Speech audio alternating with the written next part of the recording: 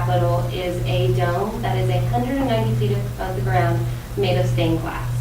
I've always looked at that dome and been intrigued about how to make your own stained glass.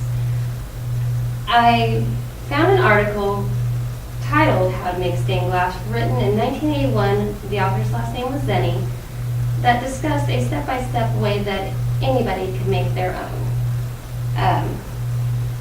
So today I am going to talk about the workspace and materials needed to make your own stained glass, how to create a pattern and prepare the glass, and how to put the lead and glass together in order to create a beautiful piece of art. The first thing you need to do is set up a workspace.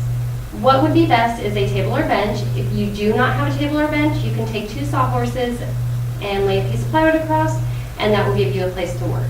Make sure that you keep your workspace in a low traffic area out of the reach of children, because we will be working with lead and glass.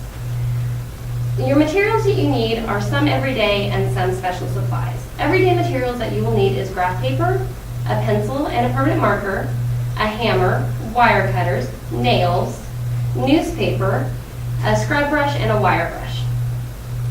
Specialty supplies will be a glass cutter. The author recommends a Terry Fletcher that you can find at any type of hobby store. You will also need grazing pliers and soldering iron with 50-50 wire. So additional materials will be some trim or molding strips or house trim, something that you can make a corner out of, light oil, flux, which can be found at a plumbing store, plaster of Paris, and glass scraps or pieces. If you are doing a pattern, you can either print one out or you can do a hand drawn. Remember, if you're doing a hand drawn, that you have to keep it proportional, you have to make sure all your lines connect, and you have to make sure that there are no tight turns. When you get your pattern written out or printed, you have to trace the lines with a permanent marker. These lines are going to be where you put your lead pieces. When it is time to prepare your glass, you want to place your glass on a piece of newspaper, trace your pattern onto your piece of glass. Using your glass cutter, dip the tip into oil, place it on the edge of the glass, and follow the lines to cut a groove into the glass. Now, this is a backwards pattern according to the author that I read, but it works better because you can see your line as you cut. When you have that groove put in your glass, slightly bend it, and it will come apart, giving you the piece that you need for your design. And take that piece, place it on your pattern, and number that piece matching the square that it goes into. Remember that you need to be able to see your black lead lines while your glass is on your pattern. The next step in order to create stained glass is that you need to make a frame with the molding pieces.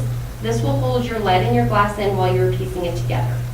After you make your frame, you put on the corner of your design, put lead pieces on each side of it, and place your first piece of glass.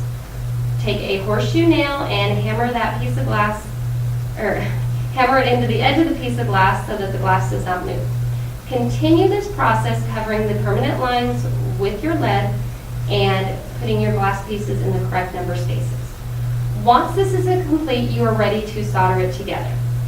Using a wire brush, scrub the joints of the lead, and then take your soldering iron and your 50-50 wire, hold a 1/4 inch of the wire on your lead joint, and solder it with a circular motion moving forward and backwards. Repeat this step with all of the lead pieces so that you have a connected frame. Basically, you are welding the lead together to hold the glass into place. After your project has cooled down from the soldering, sprinkle plaster of Paris on, scrub with a scrub brush, rinse off with soap and water. Not only does this polish your glass, but it darkens your lead, and you have a completed piece of stained glass art to hang on your wall. Now, stained glass is a very time-consuming activity, but with a little bit of determination and a positive attitude, anybody can take these materials and make a beautiful piece of art.